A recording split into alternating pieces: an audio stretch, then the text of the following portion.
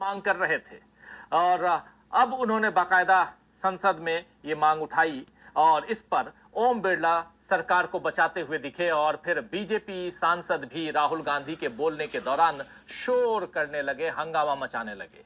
उधर राज्यसभा में जब डुप्लीकेट एपिक नंबर जो वोटर लिस्ट में जो वोटर आईडी नंबर जो होता है, आईडी कार्ड पे वोटर कार्ड नंबर जो होता है एपिक नंबर कहलाता है, वो एपिक नंबर पर चर्चा की मांग विपक्षी नेता उठा रहे थे और ऐसी मांग उठी जब राज्यसभा में तो विपक्ष की इस मांग को नहीं माना गया और फिर विपक्ष ने वॉकआउट कर दिया।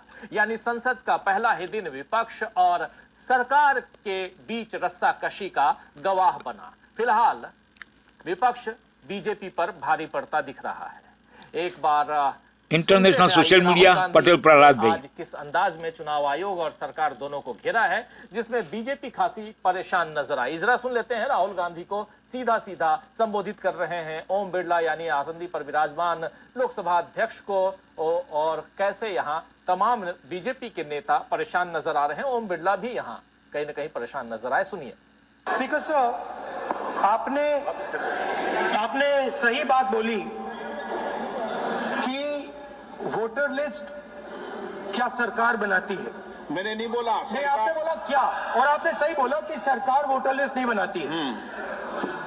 मगर पूरे देश में वोटर लिस्ट पर सवाल उठ रहे हैं, हर स्टेट में, हर ऑपोजिशन के स्टेट में और महाराष्ट्र में black and white voter list पे सवाल उठे हैं। तो पूरा ऑपोजिशन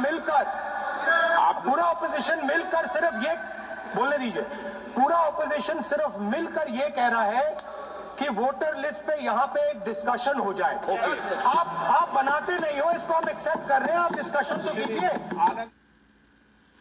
वोटर लिस्ट पर यहां डिस्कशन हो जाए।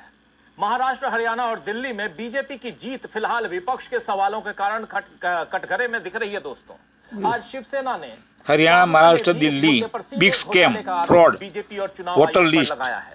उधर पश्चिम बंगाल में ममता बनर्जी तो लगातार चुनाव आयोग पर सवाल उठा ही रही हैं। हालांकि अभी बिहार में चुनाव होने हैं और ऐसे में बीजेपी किन तिकड़मों से चुनाव जीतने की कोशिश बिहार में करेगी, इस पर भी विपक्ष सावधानी से नजर रख रहा है। अभी अमित शाह ने गुजरात में शाश्वत मिथिला समारोह में हिस्सा लिया। गुजरात में शाश्वत मिथिला समारोह में अमित शाह ने हिस्सा लिया और कहा कि वो बिहार में डेरा डालेंगे। यानी अमित शाह पूरा ध्यान जो है वो अब बिहार जीतने पर लगा रहे हैं। वहीं मोदी ने भी आने वाले दिनों में बिहार दौरे के कार्यक्रम बना लिए हैं। इस बीच उत्तर प्रदेश में लगी आग अब बिहार तक पहुंचती दिख रही है। संभल में जिस तरह पुलिस अधिकारी ने जुम्मे की नमाज जो है उसको घर पर पढ़ने और होली के दिन बाहर न निकलने की नसीहत मुसलमानों के दी, अब वैसा ही बयान बीजेपी विधायक हरिभूषण ठाकुर बचौल ने दिया है बिहार में, जिस पर तेजस्वी यादव ने कड़ी नाराजगी दिखाकर नीतीश कुमार को चेतावनी दे दी है। तेजस्वी ने कहा है कि हरिभूषण ठाकुर का बयान बिहार को बांटने वाला है। जरा सुन लीजिए तेजस्वी यादव की बाइट, और ये संसद से बिहार तक क्यों हम पहुंच रहे हैं उस पर भी चर्चा करेंगे। लेकिन आप सुनिए जरा, हरिभूषण ठाकुर हो, चाहे उत्तर प्रदेश में संभल का एरिया हो या अलीगढ़ का एरिया हो, हर तरफ मुसलमानों को नसीहत क्यों दी जा रही है। पहले सुनिए तेजस्वी यादव को। ये बिहार है, बछौल समझ लो तुम। यहाँ एक मुसलमान भाइयों की रक्षा 5-5, 6-6 हिंदू करेंगे। और यही नहीं, तुम जैसे, तुम्हारे बाप तो गरिया जैसे बहुत लोग आए, सब लोगों को बिहार ने निपटा दिया। तुम जो चाहते हो दंगा फसाद कराना, भले ही हमारी सत्ता रहे या ना रहे, जब तक हमारी पार्टी और हमारे लालू जी के विचारधारा को मानने वाले लोग हैं, देश के संविधान को मानने वाले लोग हैं, तब तक जो है इनके एजेंडा को हम लोग कामयाब होने नहीं देंगे।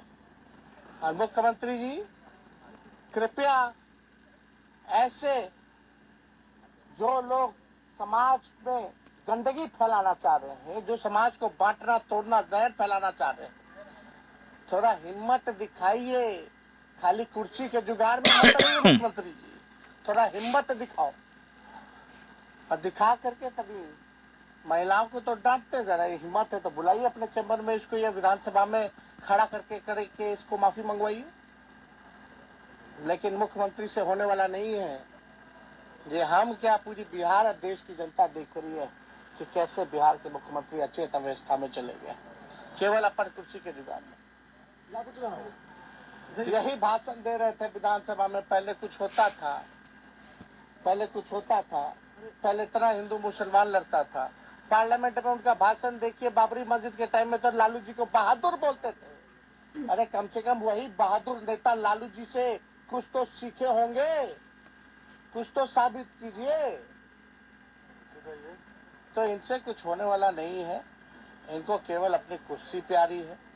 अब एकदम जो है अचेत अवस्था में मुख्यमंत्री चले गए। Shopify point of sale makes it easy to start and grow your तो इनसे कुछ नहीं होने वाला है, इनको कुर्सी प्यारी है और अचेत अवस्था में मुख्यमंत्री चले गए हैं। लेकिन शुरुआत में आपने सुन लिया, साफ साफ सीधा सीधा इन्होंने कहा कि एक एक मुसलमान भाइयों के लिए, भाई बहनों के लिए 5-5 हिंदू भाई यहाँ मौजूद रहेंगे। और हो भी क्यों नहीं, क्योंकि ये देश सिर्फ हिंदुओं का नहीं, ये देश मुसलमानों का भी है, सिखों का भी है, क्रिश्चियंस का भी है, सबका ये देश है। और ये देश सांप्रदायिक ध्रुवीकरण वाला देश नहीं है। इस देश का संविधान ये नहीं कहता है कि आप बांटो और काटो, इसकी राजनीति करो। ये देश, इस देश का संविधान ये नहीं कहता है। तेजस्वी यादव ने बता दिया कि सत्ता में न रहने के बावजूद लालू प्रसाद और उनकी पार्टी आरजेडी का कितना रसूख बिहार में है और किस तरह उनकी पार्टी मुसलमानों के साथ खड़ी है। नीतीश कुमार के लिए ऐसे प्रकरण नुकसान वाले साबित हो सकते हैं दोस्तों, क्योंकि अब उनके समर्थक भी जवाब मांगेंगे कि वे बीजेपी के सामने कब तक और किस हद तक सरेंडर करेंगे। बहुत इंपॉर्टेंट है। आइए जरा बिहार से महाराष्ट्र चलते हैं। इसलिए मैं बिहार की बात कर रहा था क्योंकि अब बिहार में चुनाव होने हैं, लेकिन महाराष्ट्र में चुनाव हो गए और उसके बाद अब क्या चल रहा है। महाराष्ट्र में भी बीजेपी के लिए राज ठाकरे, जी हां, जो बीजेपी के साथ चुनाव लड़े थे, राज ठाकरे ने मुश्किल खड़ी कर दी है। गंगा के पानी की शुद्धता पर दिए गए राज ठाकरे के बयान को शिवसेना उद्धव गुट के नेता तो सही ठहरा रहे हैं, लेकिन बीजेपी ने अब राज ठाकरे के हिंदुत्व पर सवाल उठाए हैं।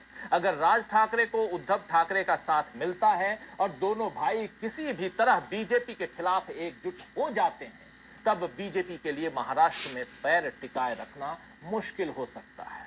तो दोस्तों आइए आज चर्चा करेंगे कि किस तरह दिल्ली से बिहार तक वाया महाराष्ट्र उखड़ रहे हैं बीजेपी के पांव, और क्या इसलिए बिहार में डेरा डालने की बात कर रहे हैं अमित शाह। इन सब पर बात करेंगे। और बात उधर संसद के अंदर जो चल रहा है उसका कितना असर देश की जनता पर पड़ने जा रहा है,